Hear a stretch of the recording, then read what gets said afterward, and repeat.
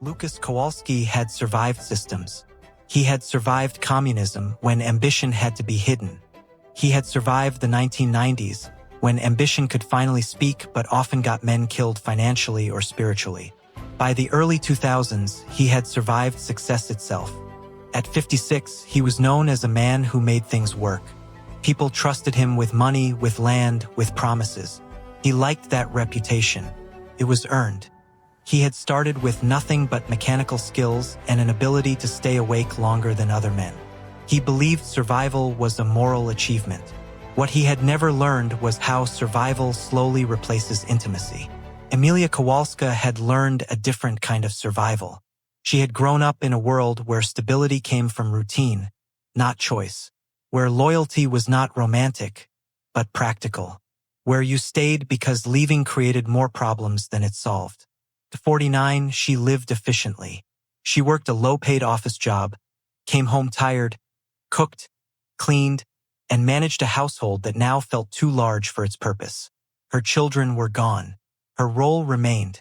She did not feel dramatic about her life. She felt invisible. She had once loved Lucas fiercely. Now she respected him. And she was beginning to realize that respect, without warmth, eventually turns cold. Their conversations had become functional. What time will you be home? Late. Did you pay the electricity? Yes. They shared information, not feelings. When they touched, it was brief and careful, like people handling something fragile they were afraid to break further. Lucas believed this was normal. Marriage lasted when you endured. Emilia believed marriage lasted when someone noticed you were still there. Their children's absence made everything louder. Damien and Sophia had left for university and taken with them the last reason Emilia had to pretend her days felt full. Their calls were short, their lives busy. Emilia was proud of them, but pride did not keep loneliness away. Lucas was relieved, though he never said it. Children were expensive, distracting. He saw their independence as proof he had succeeded. They were both right, and both profoundly alone. Sam entered their lives quietly.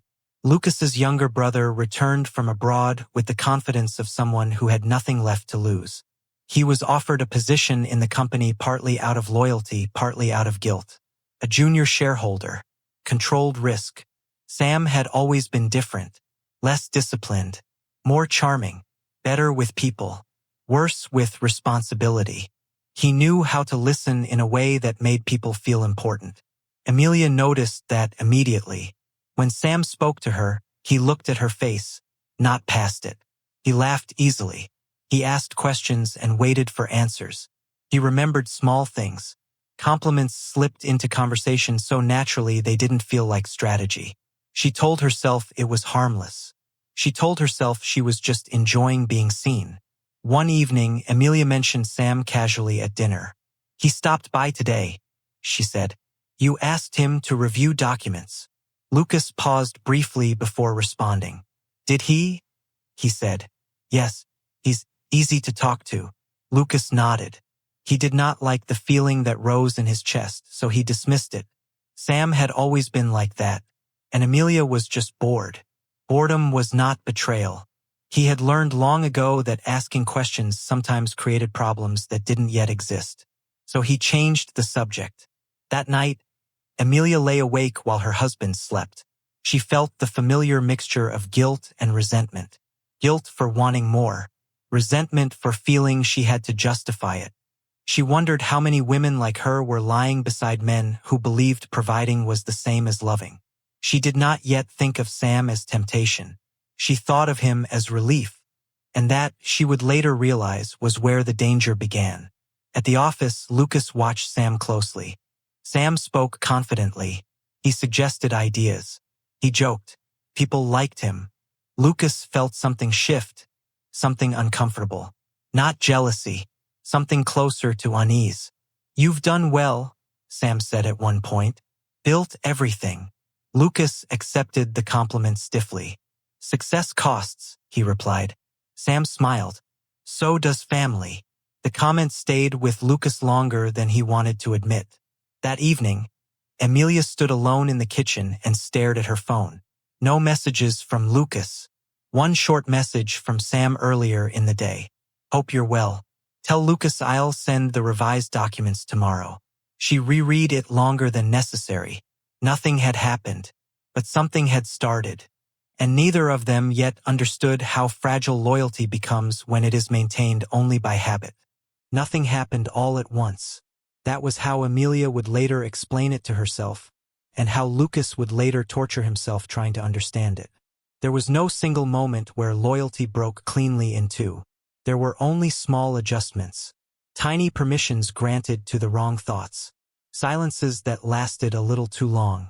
That was how the first lie was born. Amelia began noticing time differently. Days stretched, evenings slowed. The house no longer demanded her attention the way it once had. She still worked, still cooked, still attended church on Sundays, sitting in the same pew, bowing her head at the right moments. From the outside, nothing about her life had changed. Inside, something restless had woken up. She caught herself waiting for messages she pretended not to care about. When her phone vibrated, her chest tightened before her mind could intervene. She hated that reaction, felt adolescent, undignified. She was a married woman, a mother. This was not how respectable people behaved. But loneliness did not care about respectability. Sam never crossed a line openly. He did not flirt. He did not touch her. He did not speak ill of his brother. That was what made him dangerous. His restraint felt like respect, and Amelia had been starved of that for years. They spoke often about ordinary things, about how strange it was that Poland felt both freer and harsher than before, about their children and how quickly they were growing independent, about exhaustion, about regret spoken lightly, as if joking could soften its weight. You ever wonder, Sam asked once, how we ended up exactly here? Amelia smiled faintly. Every day. He nodded, as if he understood something profound about her in that moment. That look of recognition lingered. The first lie was not about Sam. It was about Lucas.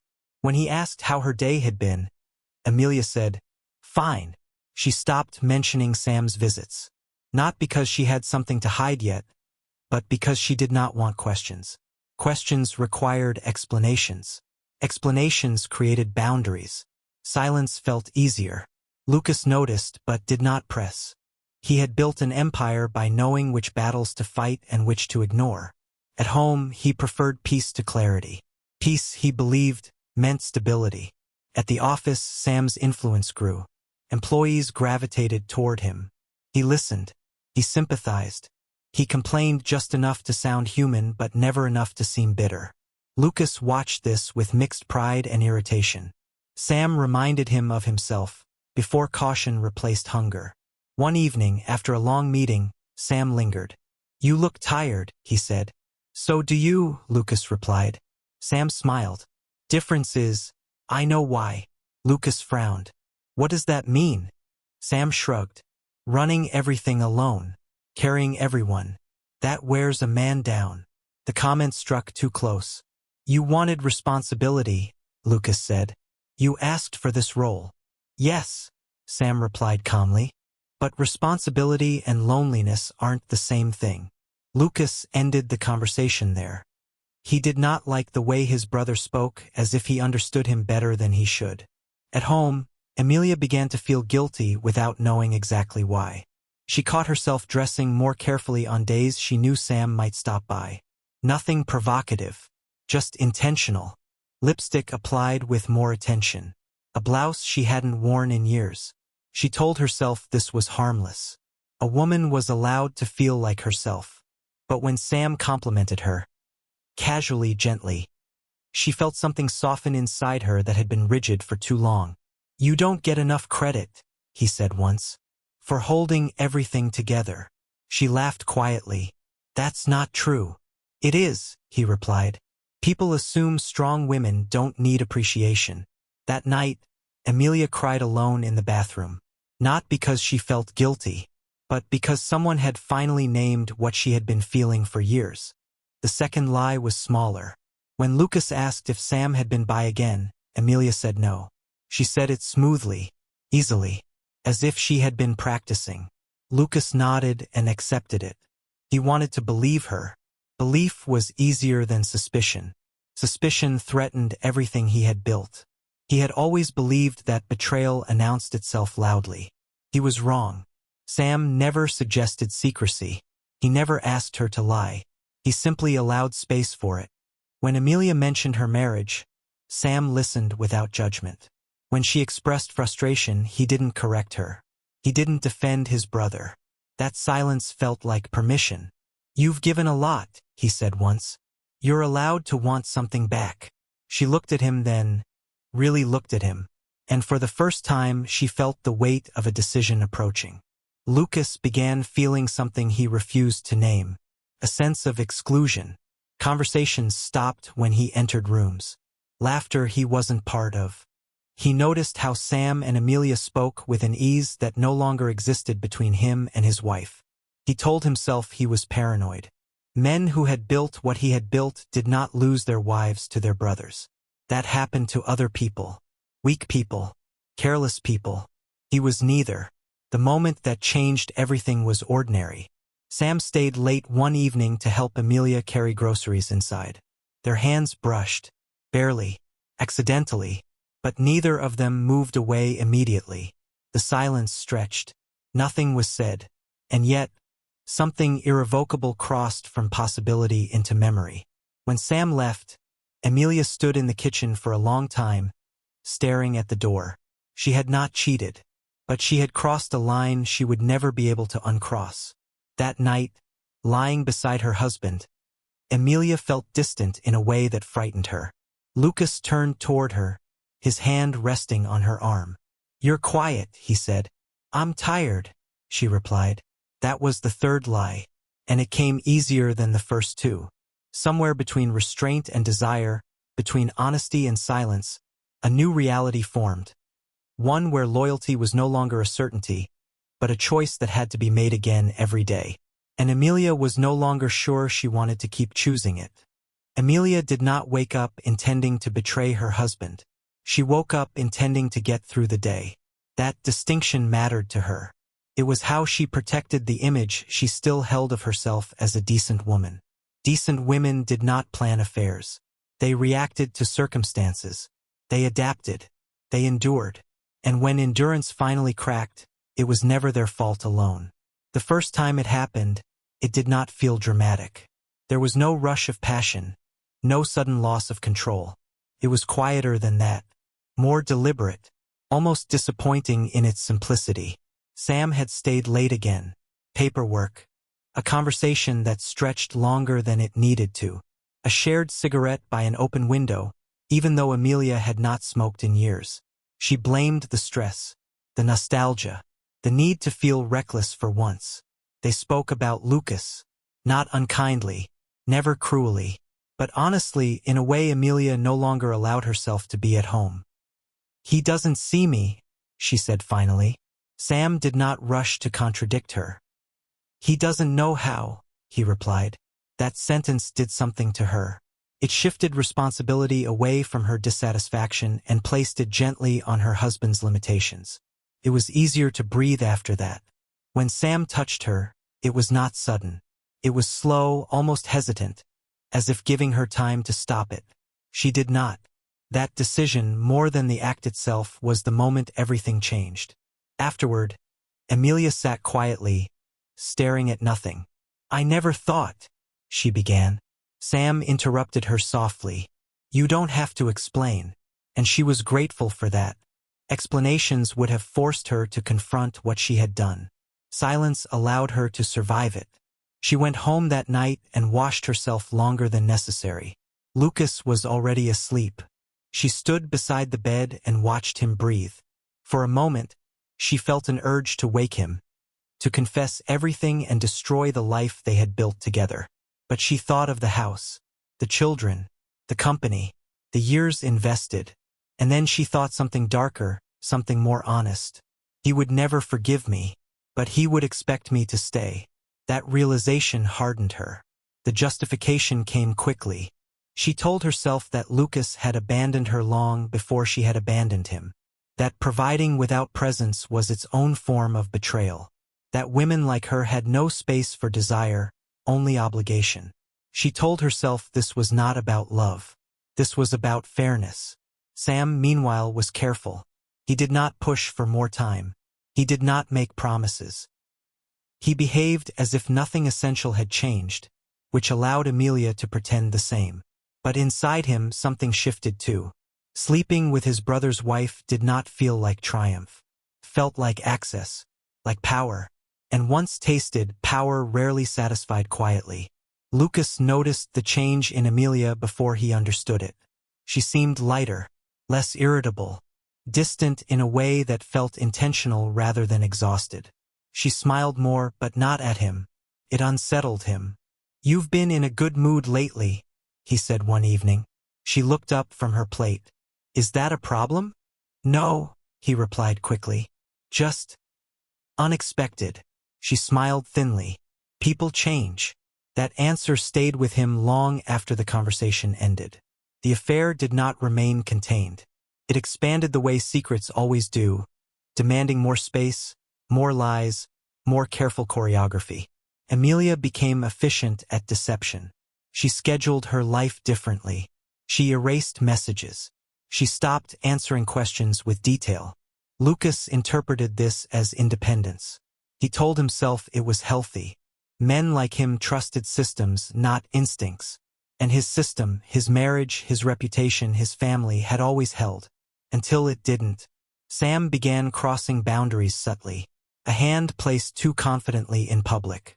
A look held too long. He enjoyed watching Amelia tense. Not with fear, but with awareness. "You're not as invisible as you think," he told her once. She did not respond. Part of her feared he was right. Another part feared he was reminding her of something she could no longer undo. The fourth lie was the most dangerous one. Amelia told herself she could stop whenever she wanted. She believed this lie because she needed to. Without it, she would have to face the truth. That the affair was no longer an escape, but a dependency. And dependencies, once formed, rarely release without damage. Lucas received the first warning not from his wife, but from his body. He began feeling exhausted in ways rest did not fix. A dull pressure behind his eyes. A sense of unease that no business success could calm. He blamed age, stress, responsibility, never betrayal. Because betrayal, he still believed, announced itself clearly. And because admitting the possibility would mean questioning everything he had sacrificed to protect. Amelia lay awake one night and wondered whether freedom was supposed to feel this heavy. She had wanted to feel alive again. Instead, she felt split in two. One part still performing the role she had mastered, the other quietly destroying it. And for the first time, she sensed that this story would not end with forgiveness. It would end with consequences. The truth did not arrive all at once. It seeped in through small inconsistencies, through pauses that lasted too long, through a tension that no longer dissolved when Lucas entered a room. He had built his career on recognizing patterns. It disturbed him how long it took to recognize this one. What frightened him most was not the suspicion itself, but how quickly he learned to live with it. The first clear sign came from Sam. He grew careless. Not overtly reckless, Sam was too calculated for that, but confident in a way that assumed protection. He spoke to Amelia with familiarity even when Lucas was present. His tone shifted. His posture relaxed. He behaved like a man who believed the ground beneath him was solid. Lucas noticed. Once, during a brief silence, he saw it. The look that passed between them. Too fast to confront. Too loaded to ignore. He said nothing. Silence, he told himself, was maturity. Amelia felt the shift immediately. She sensed Lucas watching her differently, measuring words, noticing movements. It unsettled her, but it did not stop her. Instead, it forced her to refine her lies. She began managing his perception of reality. She framed her absences as independence, her mood changes as growth, her secrecy as privacy. Each explanation was reasonable on its own. Together, they formed a story that required Lucas's cooperation to survive, and he gave it. The confrontation, when it finally came, was not explosive. It happened on an ordinary evening. You and Sam seem close, Lucas said calmly. Amelia's heartbeat did not spike. She had rehearsed this moment without realizing it. He's family, she replied. Is that a problem? Not usually, Lucas said. But lately, she let the sentence hang. Lately what?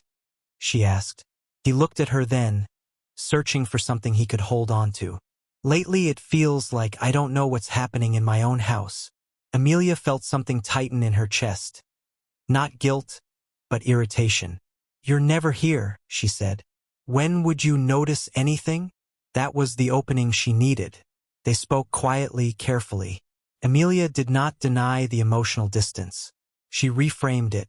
She spoke of neglect, of years spent maintaining a home alone, of a marriage that had become an arrangement.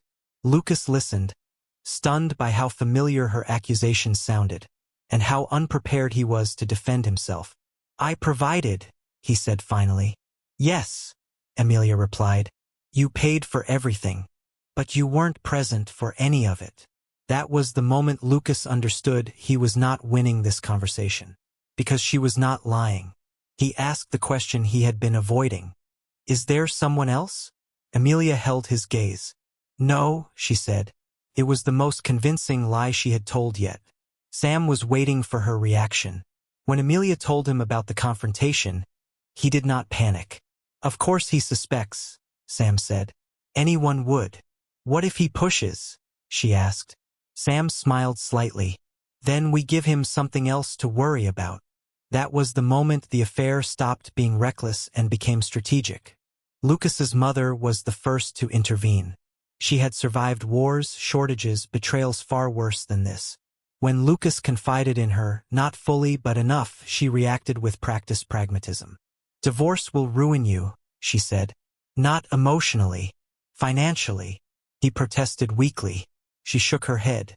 You think she will leave quietly? You think the courts will care how you feel? Her words settled heavily. Stay, she said, until the children are older, until things are stable. Endure it. Men endure. Lucas had built his life on endurance. So he agreed. What he did not understand was that staying did not preserve dignity. It surrendered it. Amelia sensed the shift in him. He became cautious, controlled, almost polite.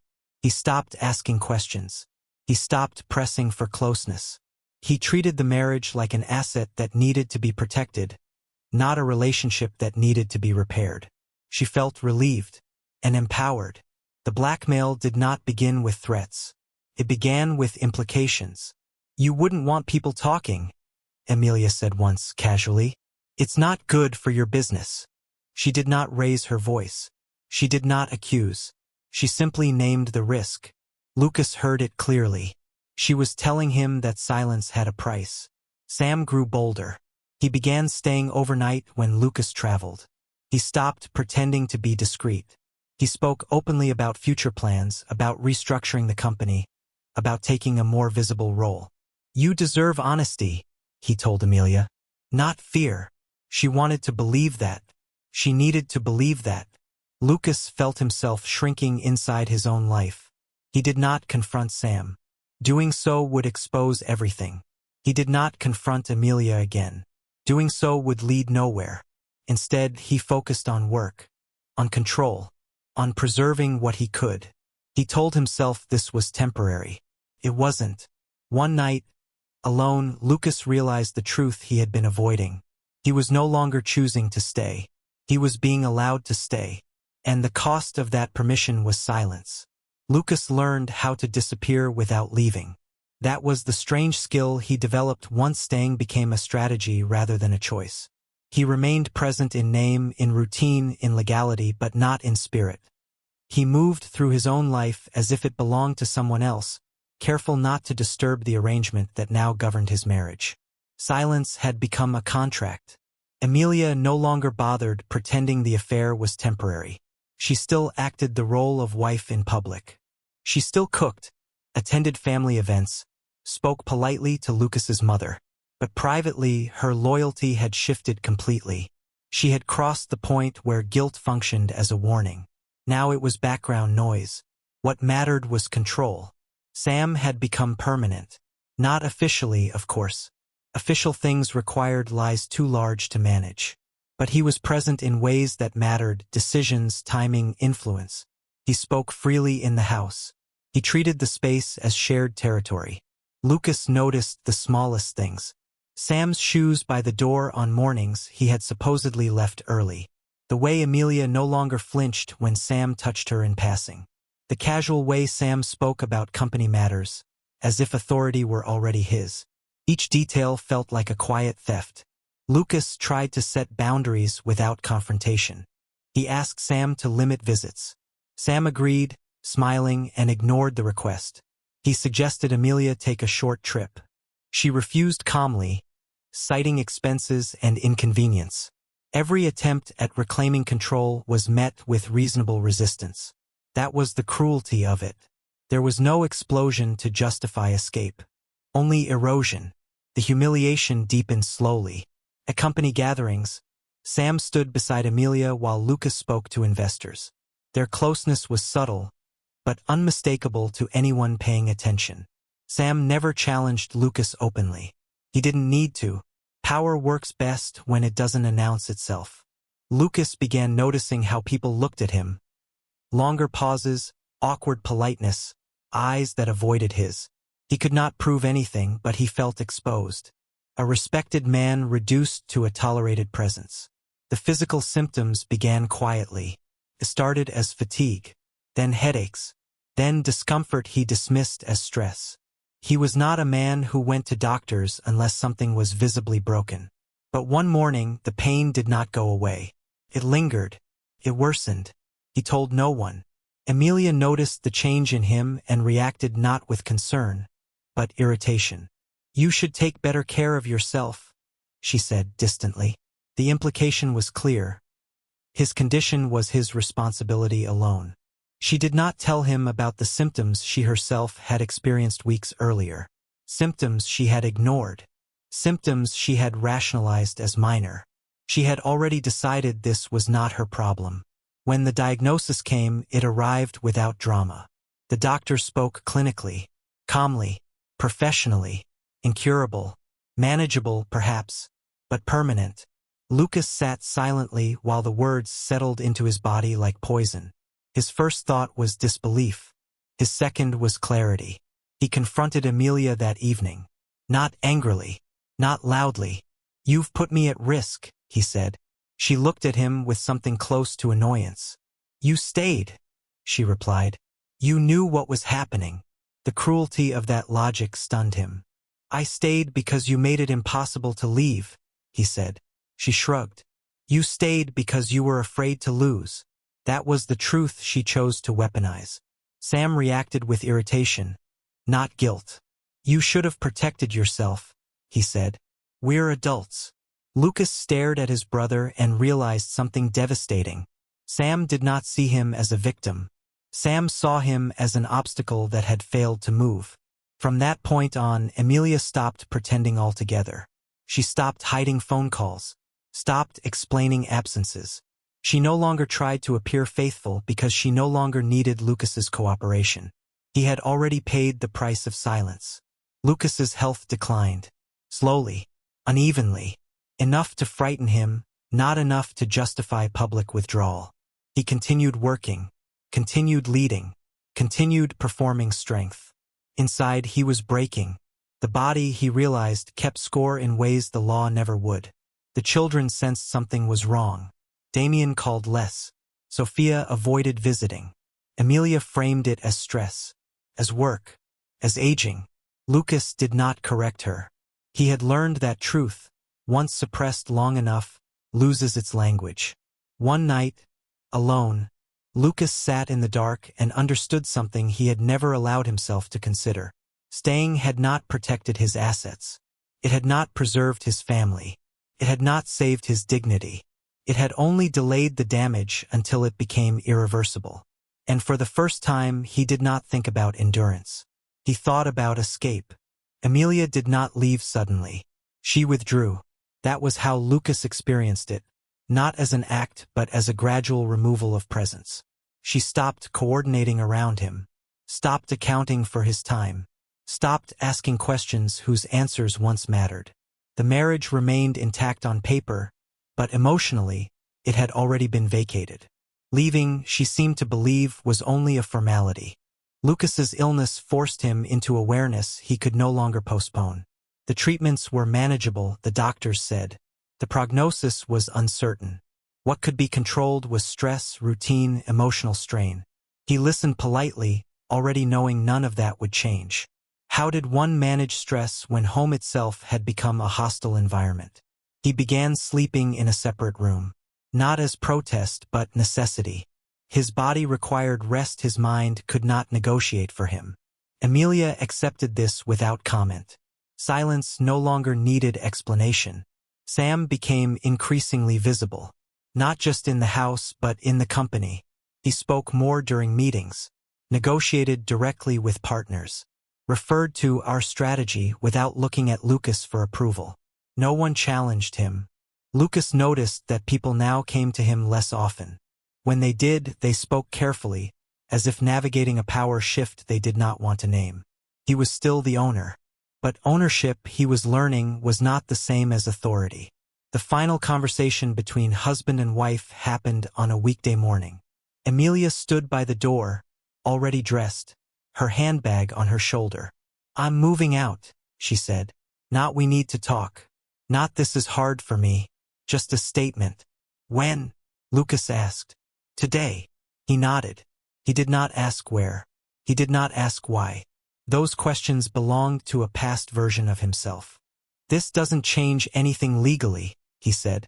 She looked at him then, annoyed. "We'll deal with that later," she replied. "Right now I need to live." The phrasing struck him. Live. As if he were already something else. She did not apologize. In her mind, apology implied wrongdoing. She had long since rewritten the story where she was the survivor and he was the obstacle. Before leaving, she added one last sentence. "You made your choices." It was the cleanest form of emotional erasure. Sam did not acknowledge Lucas after that. Not directly. He moved into Amelia's new apartment within weeks. He increased his presence in the company. He spoke openly about future restructuring, about modernization, about removing old inefficiencies. Lucas understood what that meant. He was becoming one. The decline was not dramatic. It was administrative. Doctors' appointments, reduced travel, delegated meetings, missed social events. Excuses made on his behalf by assistants who were no longer sure how much authority he retained. He noticed people speaking to him with careful sympathy. Sympathy, he learned, was often a prelude to irrelevance. His children reacted unevenly. Damien avoided confrontation, choosing distance over complexity. Sophia asked questions but accepted Amelia's version when answers became uncomfortable. Neither fully understood what had happened. Neither fully wanted to. Lucas did not blame them. He had taught them, indirectly, that silence was preferable to conflict. They were simply better students than he had been. The loneliness was absolute. There was no one left to perform strength for. No one left to protect from the truth. In that emptiness, Lucas experienced something unexpected. Not despair, but clarity. For the first time in years, there was no strategy to maintain, no illusion to preserve. Only the truth. He began putting his affairs in order. Not out of panic, but intention. He reviewed contracts, reassigned responsibilities, removed Sam quietly, methodically, legally, from positions where damage could be irreversible. The process was slow, but precise. Sam noticed too late. By the time he protested, the paperwork was complete. "You're doing this out of spite," Sam accused. Lucas looked at him calmly. "No," he replied. "I'm doing it because I finally see you clearly." That was the last meaningful conversation they ever had. Amelia reacted with anger when she learned of the changes. "You're punishing us," she said. "No," Lucas replied. "I'm protecting what's left." She laughed bitterly. "There's nothing left." He did not argue, because she was wrong. As his health declined further, something inside Lucas stabilized. The fear receded. In its place came a strange peace, The peace of a man who no longer needs approval, no longer negotiates his worth, no longer confuses endurance with virtue. He had lost much, but he had reclaimed one thing that could not be taken again: his agency. In the quiet of his nights, Lucas reflected not on betrayal, but on the lesson it carried. That staying too long is also a choice. That silence can be violence turned inward. That freedom sometimes arrives not through victory, but through release. He did not know how much time he had left, but for the first time in years, the remaining time belonged to him. Lucas died quietly, not in pain, not in drama, and not surrounded by apologies that would have come too late to matter. His death came the way his final years had unfolded, controlled, restrained, almost administrative. A final appointment, a final decline, a final acceptance. The doctors said his body had simply reached its limit. Lucas would have understood that explanation. In the weeks before his death, he simplified everything. He reduced meetings to essentials. He stopped pretending he would recover. He stopped planning years ahead. Instead, he focused on clarity, making sure that what he had built would not become a weapon used against itself. He left instructions that were precise, unemotional, and legally airtight. Sam was excluded, not out of vengeance but recognition. Lucas had learned the difference. When Amelia received the call, she did not cry immediately. She sat down slowly, as if the news required physical adjustment. Her first reaction was not grief but irritation, an unspoken realization that the narrative she had been telling herself was about to be tested. Dead men do not argue back, but they leave records. The funeral was modest, respectful, controlled. Business associates attended. Old friends nodded solemnly. His children stood together, unsure of where to place their emotions. Amelia stood apart. She wore black. She behaved appropriately. She accepted condolences with practiced composure. No one accused her. No one needed to. The truth arrived later, through lawyers, through documents, through decisions already made. Lucas had not stripped Amelia of everything. He was not cruel. He left her enough to live comfortably, but not enough to dominate. The house was sold. Assets were divided cleanly.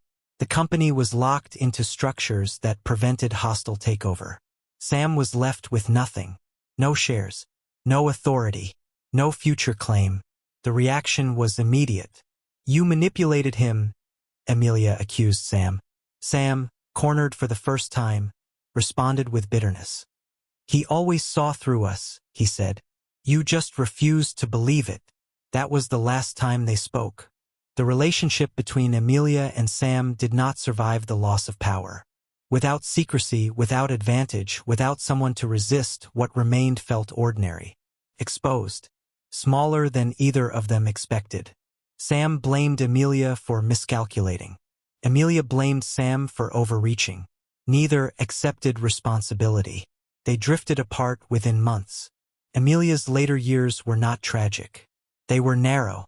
She lived comfortably but without warmth. Her children visited but cautiously. Respect remained, intimacy did not. Questions went unasked. Answers stayed buried. She told herself she had survived. But survival, she learned too late, was not the same as peace. Damien eventually understood more than anyone told him.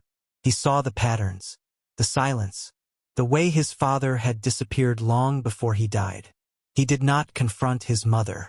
He chose distance instead. Sophia struggled longer. She wanted reconciliation, meaning, a story where everyone had done their best. Eventually, she stopped searching for it. Children, too, learn when truth will not be offered. Years later, people spoke of Lucas Kowalski as a successful man, a self-made entrepreneur, product of transition, a builder of things that lasted. Few spoke of his marriage.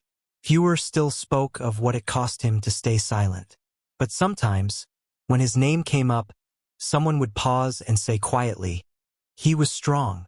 Those who understood meant something different than what they said. Because strength, as Lucas learned too late, is not endurance without limit. It is knowing when to leave. And freedom, when it finally came not as joy but as release.